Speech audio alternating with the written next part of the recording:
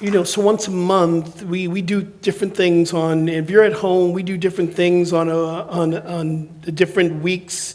And the first week of every month, we have a conscious conversation, and I get to bring in colleagues, friends, mentors that y'all might not know, that we get to have a conversation. And maybe, hopefully, you'll hear something out of the three of us, because I'm going to bring Reverend Carlton on up. I'm going to bring Jami up into the hot seats, or the love seats, I should say. Love seats. Y'all, please give my brother some love right here, Reverend Carlton Teabout. Hey, you. Hi. We were speaking on Sunday. It was Pride Sunday all over the place. It was amazing. It was amazing. You did an amazing job. And I want to say this. You brought something to my consciousness from your talk. And I'm driving, and I had a hallelujah moment. What'd I say? You have a gentle way of giving these principles and it just drops where you need to. You said, I no longer chase love. I allow love because I am love. Mm-hmm. And that put a whole nother meaning to these, this thing that we do. And I believe that chasing is a form of enslavement. When we're chasing money, people, places, things, that is our enslavement. And it came from Reverend Michael's theme for the month at Agape. It was from chasing to choosing, the end of accidental living. And what came through me and what he spoke to also was really, when we chase, we forget. When we're chasing, we forget. We forget that we already have. And then when we choose, we're choosing to remember that we are already the thing itself. Yes. And then what I brought forward from that is, and then we get to celebrate that journey back to remembering what we truly are. And so the chasing, it's part of the evolution, part of the expansion. So I'm not going to poo-poo, right, the chasing, right? I'm going to honor the chase and be so grateful that we get to choose, be so grateful that we get to remember. The chase is what got 100%. This, if you would have 30 years or 30, man, that on the floor. But glory, hallelujah. Jami, what are you going to say about that? I was just saying that, like you just referenced, it's like chasing is part of the journey. Chasing is part of the falling down to learn how to get back up to choose. That's the way I feel. It's like we sometimes judge, and we judge who we are based on what we've done, instead of recognizing that, like you said, it all got us here. Rock and roll got me here. Sex, drugs, and rock and roll all got me here. Right. And it wasn't a failure. It was part of the path. Yeah, and once we do remember, and those of us who are practicing people, right, once we do remember, and once we have a solid practice, we wake, Reverend Kathleen is coming into my mind. She talked about, my intention is not that I don't fall asleep. My intention is to wake up quicker. Yeah. So with a prepared consciousness, for those of us who practice, right, with a prepared consciousness, when we become aware of the chase, let me remember what's really true, right? Through our practice, through that prepared consciousness, we wake up quicker. Yeah, we do. So it doesn't have to be a being brought to your knees, but I am grateful that I was brought to my knees. Yeah. This whole month we're talking about spiritual liberation and divine freedom, and we're talking about releasing the chains. And next week, be here, I'm talking about the chains of the past that hold us back. So people are constantly talking about these deep breakthroughs they're having. There's a lot of people that are talking new thought online right now, but they're not living new thought. And part of this work that we get to realize is we are loosening these chains that have been holding us back. So in your eyes, in your bum ass, and both of y'all, what is the biggest chain you think that we need to release within our lives right now? Carlton? Thinking that there's something outside of ourselves that we need to get to, that we need to have, that we need to be. we're perfect, right? We're perfect, whole, complete emanations of the one. So as I was just saying, everything we have is already within us. Yeah. So that's the journey. The journey is going within. When we think we have to look a particular way, do a certain thing, sing a song all the things. We should already. So to me, do outside.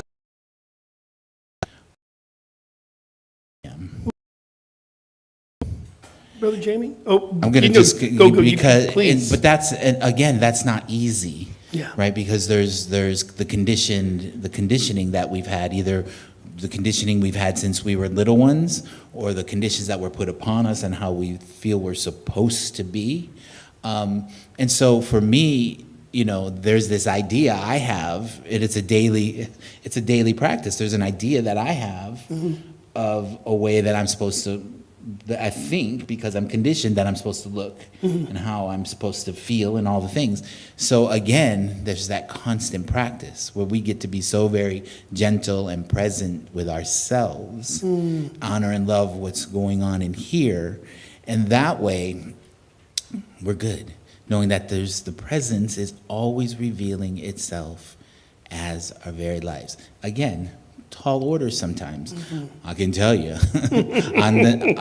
There's some days that it's just not easy. Yeah. But that's why we have this practice. Absolutely. Jamie, what is the biggest change that we must unearth to free ourselves, to have that breakthrough that we're all looking for? Suspending judgment of ourselves and others. I know. Finding compassion for ourselves and others. Just working at the rehab, it's like I look at these beautiful beings that are coming in, and they feel so broken. I mean, we got a couple people that are like brand new this week, and they just feel so broken, and it's like I can see the light. I see them, and it's like, it's taken years for me to see me, just as I am. To just see me, to recognize that I am the medicine, that you are the medicine, that we are the medicine. It's not out there. And it's all part of the journey. It's all part of the journey, but like letting go of self-judgment, finding a greater sense of compassion for ourselves and for others. That comes up, but it's like it's also just embracing the diversity of life. I mean, where would we be without the diversity of life? It's just, what a blessing, what a complete and entire blessing.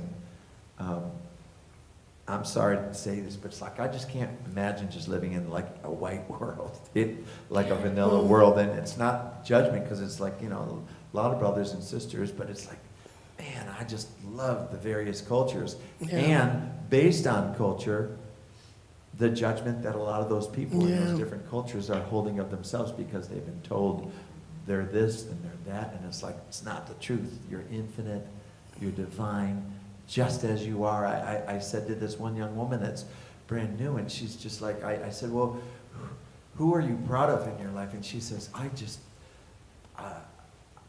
don't deserve to. And I said, you are worthy. I said, look me in the eyes. Yeah. You are worthy, right? It's powerful. It's powerful. My practitioner is online right now, Garrick Angel. What's up, Garrick? He's been here before, and we've had we had a conversation today, very deep conversation. And one of the things for me, the biggest chain that I'm seeing to unearth within myself is perfectionism. Because what rides shotgun with perfectionism is shame and blame. Yeah.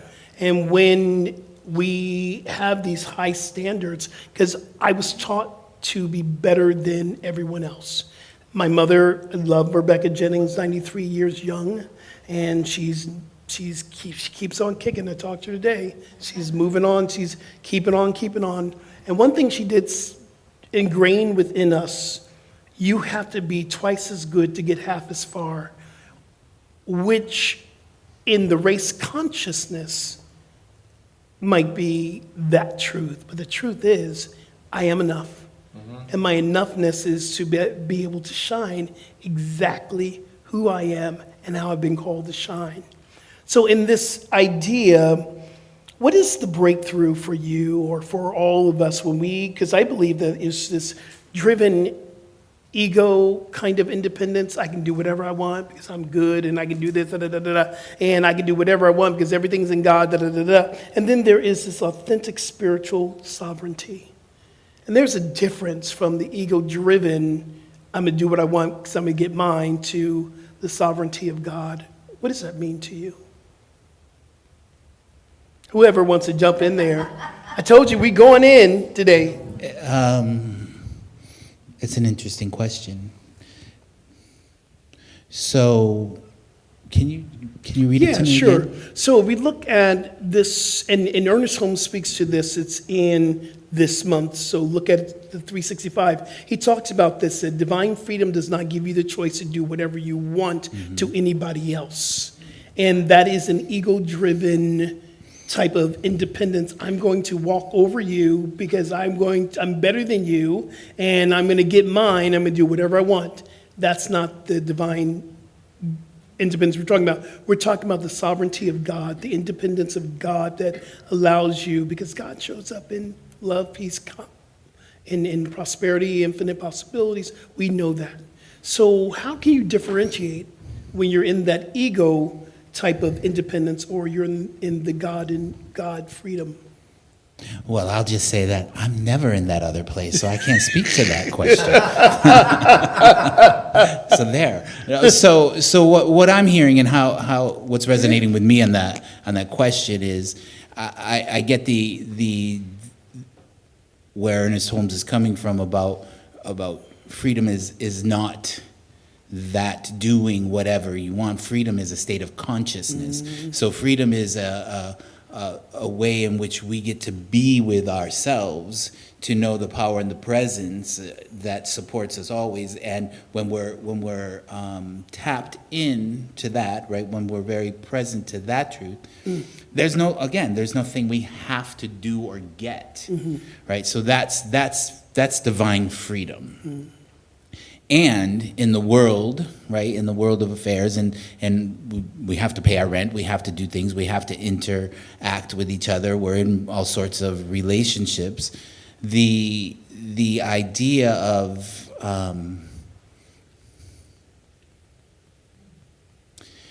there's something that I like. So bear with me here, let me work it out. Okay. There's something that I like about the confidence in walking in freedom, that I can do whatever I like. Not in where the ego comes in, where I'm going to step on top of somebody or benefit from somebody else's demise, right? But there is a confidence that I really like in walking in the world, in knowing that I am divinely source supplied and guided to participate in this life in the way in which I want, to be the space for presence to create through me freely, right? There's something about that also. Yeah. And that's still divine freedom. Yeah. But again, the idea of what we're talking about and how what we practice is oneness and unity. If we're really operating from that place, then we check that ego. Again, I can't remember the last time that I got in that space. Well, we But see, kid you not, I'm we see sure I've been there. ego-driven, actions all the time. Just turn on CNN, constantly negative news, but it's all a part of the growth. We going there? Yeah, we're going there. Listen, I've been going there for a while. And we see, and the reason why I bring this up, one of our young people came up and asked me about that, is what we're seeing, our government leaders, are they doing the right thing in God? And I'm like, I had to question that, because if everything is in God, and then I heard this, that everything's in God, but everything is not God, the God qualities that we bring forth. That's a whole nother talk, y'all. But seriously, having the freedom.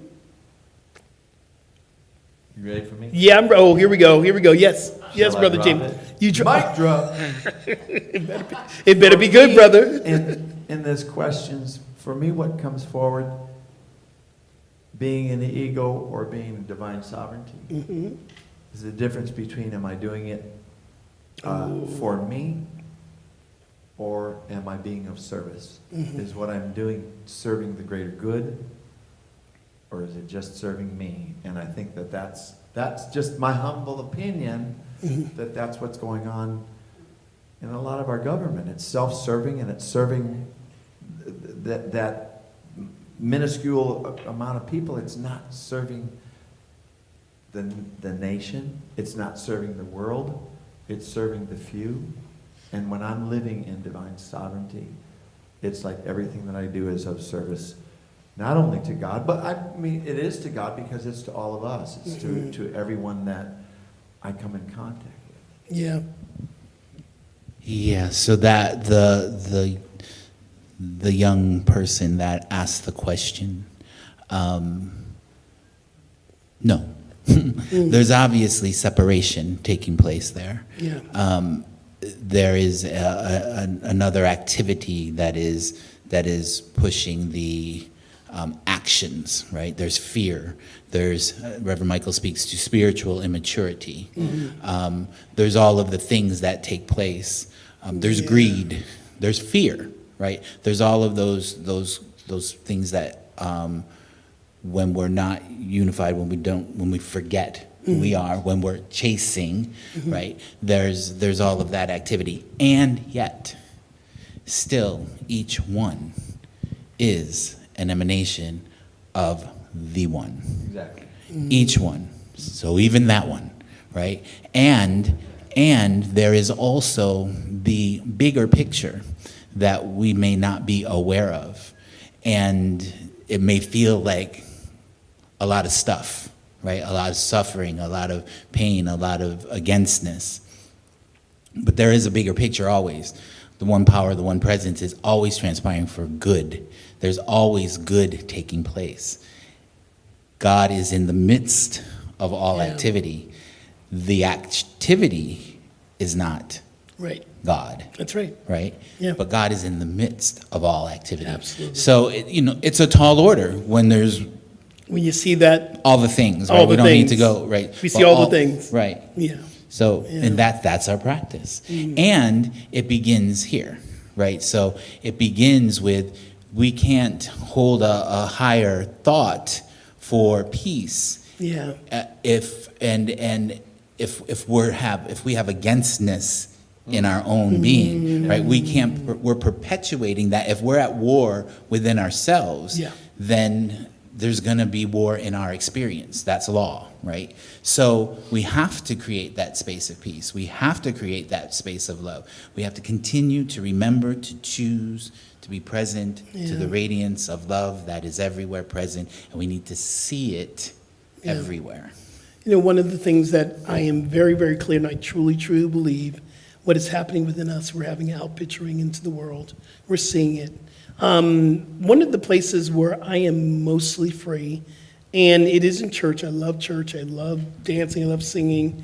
Where I am really free is at a music festival where there's music and there's dancing and don't get it twisted. Some of the stuff you see on TV is not what the festivals I go to. So, Talk about the white party and yeah, I'm not talking about that. I'm talking about I'm talking about spiritual experiences I've been in the midst of, and I just feel like music frees us. Yeah. How, I'm gonna ask Jamie first, why does music bypass this thinking thing and drops to the heart and frees us? Because music has I've seen all kinds of people come together in one group singing and dancing to the same chant, to the same house music beat, and you're like, where'd y'all come from? But we're all here together. Why does music bring us together to be free to be together? Well, right now, football's doing that, too. Well, we won 2-0. We won. Yes, we Whoa. did. I don't know, but the USA beat Bosnia. Wow. Yeah. I think that music is the universal language. You don't have to understand the words. You know, if the groove is right, doesn't matter where you come from. I mean, I resonate with a lot of West African and South African grooves I have for a long time. I've been, you know, the indestructible beat of Soweto was a cassette that I had. It played it over and over. It's like the music is a universal language. The groove, the melodies, the rhythms, the harmonies, it's everything coming together. I mean, it's the dance of life.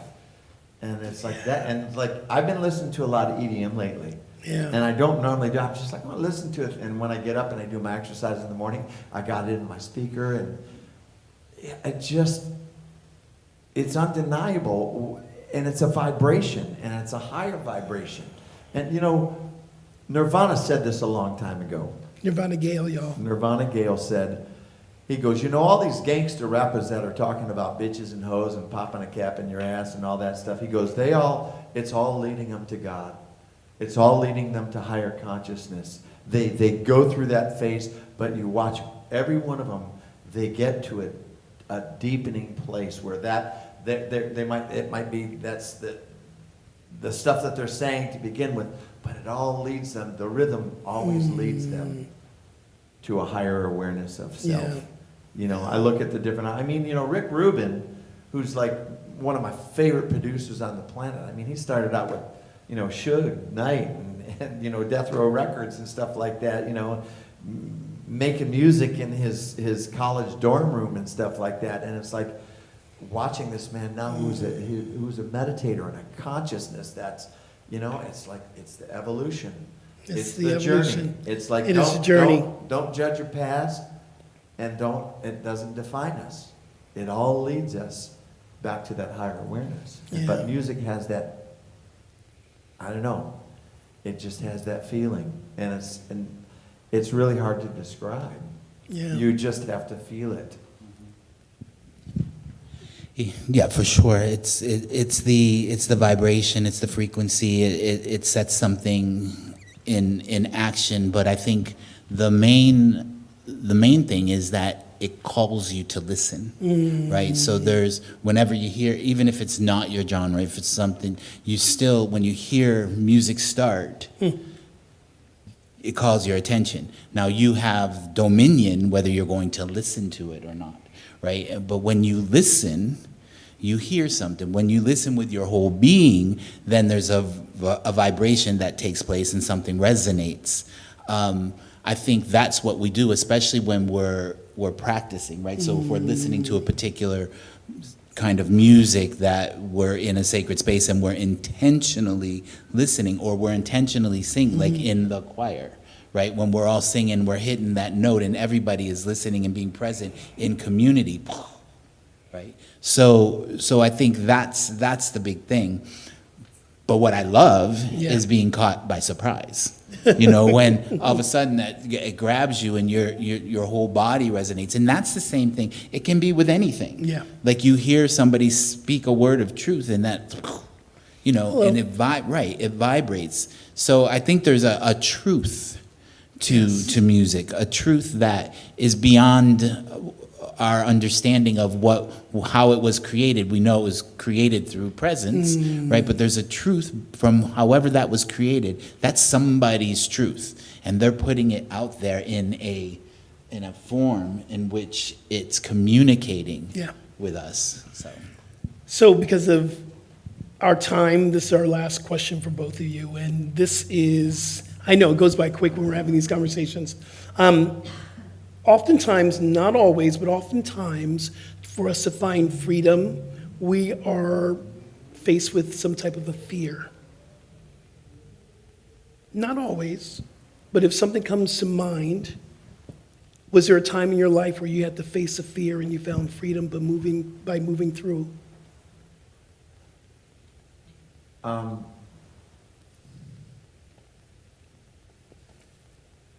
grew up Catholic. My name is Jami. I'm a grateful recovering Catholic. Hi, Jami. Hi, Jami. Oh, Lord. And I had a download in Also with you. And also with you. And I had a download when I was about 17 or 18, and I was coming down off of something. It was the height of my drug and alcohol abuse.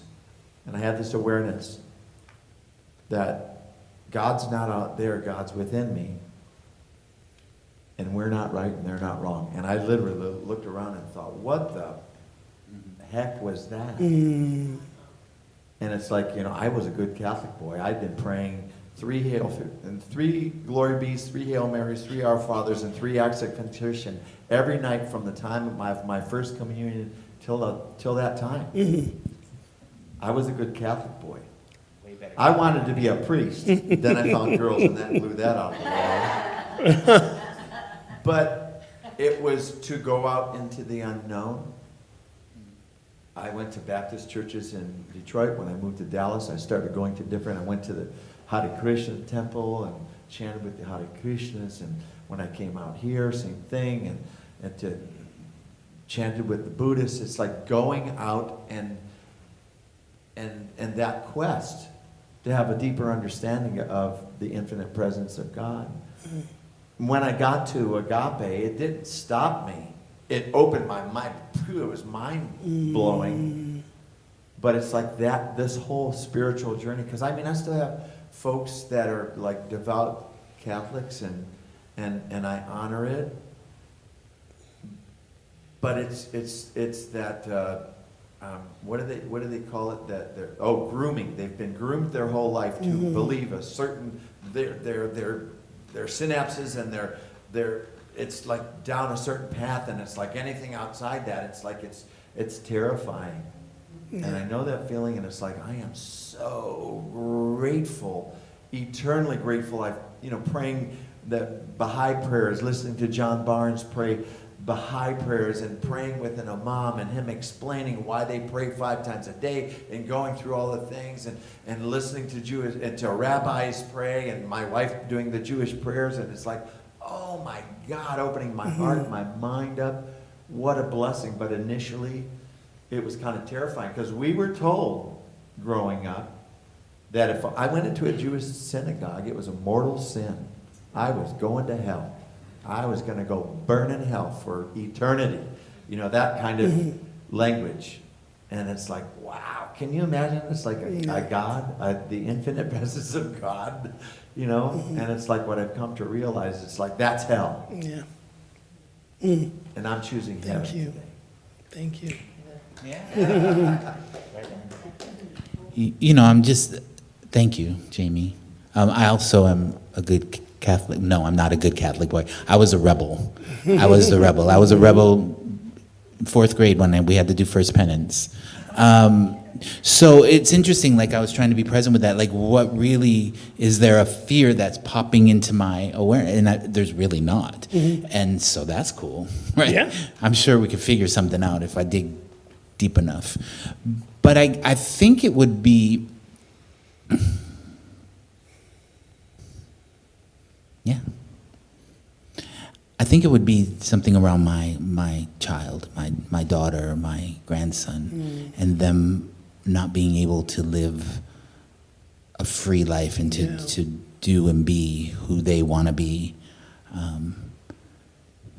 There's something about, like, if I'm going back, what was really, what I was really afraid of was at a time not being able to love who I wanted to love, not being able to be with the man. At that time it was Patrick Kelly, but to be with him, right there, that fear, and that caused a lot of depression. That was definitely, I was bound by that feeling. But again, being a rebel, I think that little boy that was a rebel who just wanted to, like what I talked about on Sunday, is like, really, I just wanted to be free and full of life. And I really pretty much would say that I did everything possible to move through that space. Yeah. So some other things are coming to me. So the idea of not being accepted, to not being there's all sorts of stories I could go to, but my worthiness, my enoughness, when I get into that place, that's a scary place to be in. But again, moving through those things in life and doing a lot of work to go back and give myself, correct any of those false beliefs there, has really created I'm pretty solid in that. So it's interesting. I haven't really thought about what am I afraid of, or what fear do I have? Yeah. And part of this work is always uncovering. If I'm feeling a dis-ease, for me has always been, so what am I fearful of? And you said it, you both said it, not being enough. Thank you so much for this very enlightening conversation. Yeah. Yes, give him some love.